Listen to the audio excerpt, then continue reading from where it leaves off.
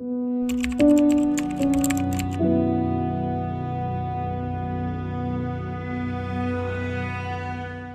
March 21, 2021, shocking news spread across Kazakhstan. Human body parts were discovered in different locations in Almaty City. It was later confirmed that the victim was a young student and online seller, Ayazin Edilova, who had been missing for 2 days.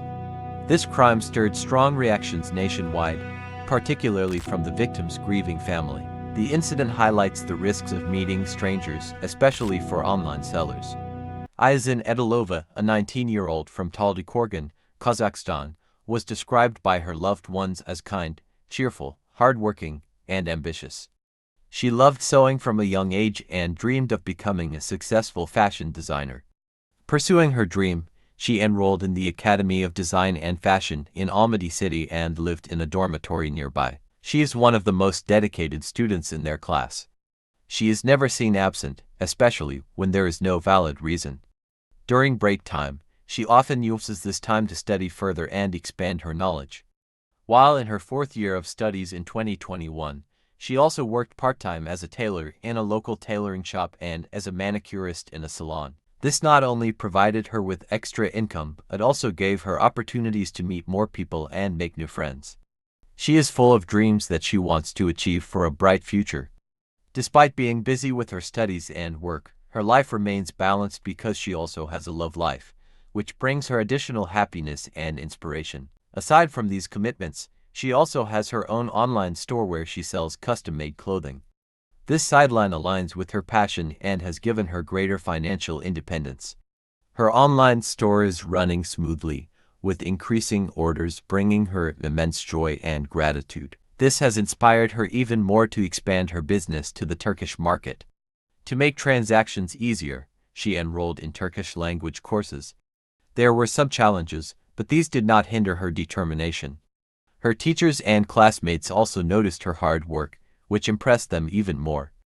They never doubted that this would be the key to her success in life one day. However, all of this became meaningless with her sudden passing. A day before it happened, on March 18, 2021, she uploaded a video on her TikTok account, which had 200,000 subscribers. In her post, her smile could be seen, but little did they know it would be the last time they would witness it. On March 19, 2021, she came home from her work at the tailoring shop at 8:48 p.m. She usually arrived at her dorm around 9 p.m. because it was nearby. Her boyfriend was waiting for her at her dorm that night because they had agreed to meet. However, she texted him, saying she had to meet someone regarding her business before they could see each other. The time they had agreed upon passed, but she could no longer be reached, causing him to grow increasingly worried. When she usually came home, there would be joyful conversations and laughter with her dormmates. But that night, fear and anxiety filled the atmosphere. It was nearing midnight, and she was still nowhere to be found and could not be contacted. Their dorm supervisor shared that she had never seen a Yajin come home or leave at such a late hour before. Because of his growing concern, her boyfriend decided to inform her family. Eventually, they reported her disappearance to the police station. However, they were disheartened by the response from the police, who told them to just wait, saying she would come home after she was done having fun. As time passed, they began to lose hope even more. Adding to their frustration was the lack of action from the police. We all know that in missing person cases, every minute or hour is crucial. Acting quickly increases the chances of finding the person alive or rescuing them if something bad has happened. However, the reaction of the police was the complete opposite of what they expected. Feeling disheartened, they left to look for Ayazin among her friends and other possible places she might have gone, but they still couldn't find her. They returned to the police station for a second time, pleading with the officers to initiate a search operation for Ayazin. This time, Ayazin's sibling joined them and tried to file a formal missing person report. However, the police gave them another unsatisfactory response, saying they were all busy dealing with an ongoing protest in the area and advising them to wait.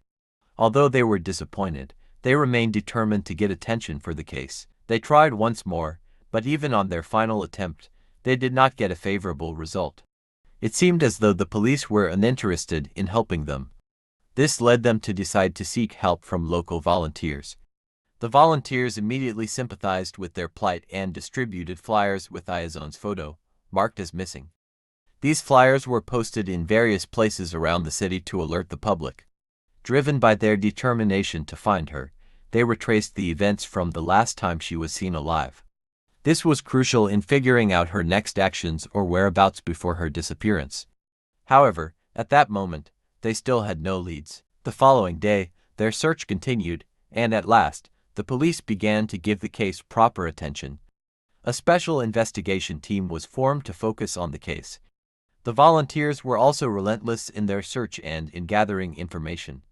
After a day of persistence, their efforts finally paid off when they obtained a crucial piece of information. They identified and located the taxi driver who had driven Ayazon and a young man on the night she disappeared.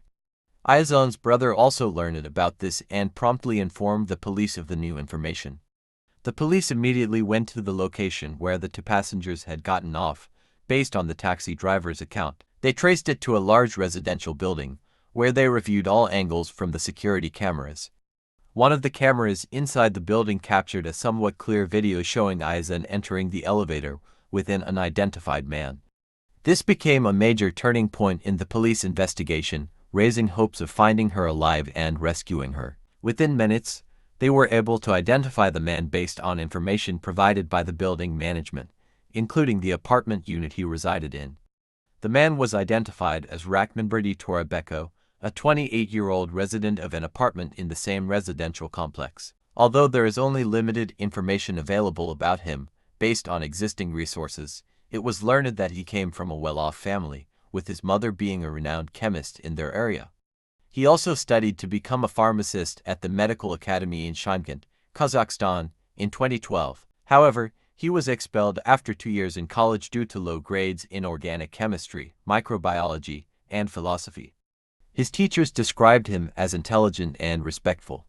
He was not known to be quarrelsome, and no one ever complained about his behavior while he was studying. His family lives in Turkestan, located in northern Kazakhstan. After being expelled from school, he moved to Almaty City, an 8-hour drive away, where he began living in an apartment in a large residential complex. It is unclear what he was involved in or working on in this area, but reports refer to him as a pharmacist. It is possible that he completed this course at another school. On March 21, 2021 around 10 p.m. when the police arrived at his residence. According to the information they obtained, he was inside his unit, but refused to open the door. They knocked on the door several times and called his name, but there was no response from him. The police became suspicious and prepared. After some time, they decided to forcibly enter. Upon entering, they did not expect what awaited them: a horrifying scene. There was scattered blood here and there and other parts of a dismembered human body on the floor. Their bodies almost trembled, and their stomachs turned at the sight. They immediately declared the place a crime scene, but the man they were looking for, the suspect, was not immediately found.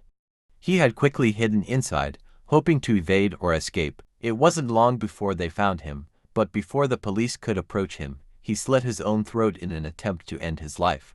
However, it seemed that even hell was not ready to welcome him at that moment, given the gravity of his crime.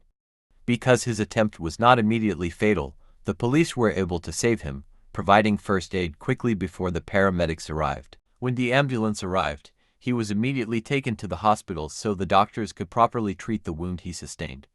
Meanwhile, the police stayed at the crime scene to continue processing it and collecting evidence. At that moment, they had not yet confirmed whether the body parts they found belonged to Ayazon. They carefully searched and documented the area to piece together the full story. Also present at the scene were skilled crime scene investigators and forensic experts. At first glance at the suspect, they would never have thought he was capable of committing such a brutal act. Aside from the blood and some body parts they initially found, they also recovered a human scalp or skin from a head, teeth that had been forcibly removed, and nails that had been pulled out.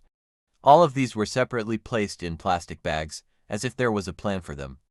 This was deeply alarming and could no longer be considered an ordinary crime. It was clearly the work of someone who was not in their right mind or mentally stable. But it didn't end there. The horrifying discovery they would make. Because when they entered the kitchen, a human skull greeted them, inside a large pot. It was barely recognizable, as there was no skin left, or any identifying features. According to other reports that came out, they found the water still boiling where the body was placed, an indication that it was deliberately boiled to remove all the flesh, leaving only the skull behind. What was done was truly horrifying. Even the investigators inside felt fear at that moment, but they had to remain strong to do their job and answer the questions of many, especially Ayesha's family, to confirm if it was indeed her. This will require undergoing numerous examinations first. After several days of the suspect, Dismembered, staying in the hospital, his condition stabilized and improved. He was closely guarded day and night until he was transferred to a detention center once his condition was stable. This step was crucial to ensure his safety and to allow the investigation to proceed smoothly without any obstacles. The incident quickly spread across the country, prompting public concern. Various media outlets also reported the story extensively. At the same time, other parts of dismembered bodies were discovered in various locations around the city. Some were found in trash bins, while others were in an abandoned basement. The police gathered all the recovered remains to extract DNA samples, which they compared to the DNA of Ayesha's family. Since there were many samples to examine, they had to wait for the results. Once all the DNA examinations and comparisons were completed, it was confirmed that the body parts found inside the suspect's residence and other parts of the city belonged to the missing Ayesha. However, her personal belongings were never recovered. The world of her family, especially her parents, almost crumbled because of what happened. All her dreams and the bright future that awaited her were completely lost. But what could be the reason? Why did it escalate to such a horrific and gruesome murder? What connection did the suspect have to her? In the CCTV footage obtained, it can be seen that they were together peacefully, with no indication of coercion or force toward Ayesha. This is evidence that she willingly went with the man. Whatever her possible reasons were, we are still trying to uncover. During the questioning of the suspect, he recounted that just before midnight, between March 19 and March 20, 2021, while they were inside his rented apartment, he and the victim had an argument. He claimed that he lost control of himself, which led to him killing her. Out of fear of being caught or having his actions discovered, he decided to dismember her body before disposing of it. After doing so, he took some parts out and discarded them that same night, while leaving others behind. When the police asked him about his connection to the victim, he admitted that there was none. The police later confirmed the suspect's statement, determining that they had no relationship or any form of connection. They discovered that the suspect and the victim met on March 16, 2021, through a social media app, just 3 days before Ayesha disappeared. The police delved deeper into her social media account and conversations, especially with all the women he had interacted with. The police eventually confirmed that none of those women had been harmed and were all in good condition. However, they continued to investigate the suspect's life and past to better understand what kind of person he was and the environment he grew up in. This was a way to uncover what might have driven him to commit such a heinous crime. On an online dating site, conversations between the victim and the suspect surfaced. This sparked speculation that the victim may have agreed to meet or enter a relationship with the suspect for financial reasons. This became a hot topic or discussion online, where many netizens shared their theories, especially based on the CCTV footage. Ayesha willingly went with the suspect, but it could be observed that the man seemed to rush her into the elevator. These were the last recorded moments of her being alive. Some people even made negative comments about her character, saying she quickly went with a man she had just met. However, her friends, who knew her better, strongly denied these accusations and defended Ayesha. According to them, she was a decent woman who knew her boundaries when dealing with men. Her sister also affirmed this, stating that they were raised properly by their parents.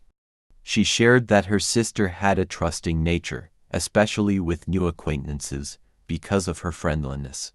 She wasn't suspicious of others, which might explain why she trusted that the suspect wouldn't harm her. The police stated that there was no substantial basis for the accusations against her based on that conversation alone. They also noted that they had seen a reply from Ayesha saying, "Are you crazy? I already have a boyfriend." From their exchanges, it seemed Dismembered was flirting with her, but Ayesha's reply indicated she wasn't interested, especially since she mentioned having a boyfriend. This led to heated discussions on social media, particularly because Rackman's friends and acquaintances didn't believe he was capable of committing such a crime. They believed he was merely accused. Nevertheless, it was clear that the crime occurred in his unit, and he even ended his own life. A big question for the family remains: why did he have to remove her teeth, nails, and scalp if his intention was only to hide what he had done? They couldn't help but suspect that Ayajan was not the only victim. They believed there might have been others as well, but Rackman Berdi never directly addressed this. The police and the victim's family formed a theory that he may have used parts of the body for medical or commercial purposes, given his background in the medical field. However, he remained silent about his motives. Another theory they proposed was that the suspect tried to force Aisha into a sexual encounter, but she refused. Unable to accept her rejection, he resorted to violence before taking her life. Whatever truly happened, only the two of them knew. Sadly, Aisha is no longer here to explain her side.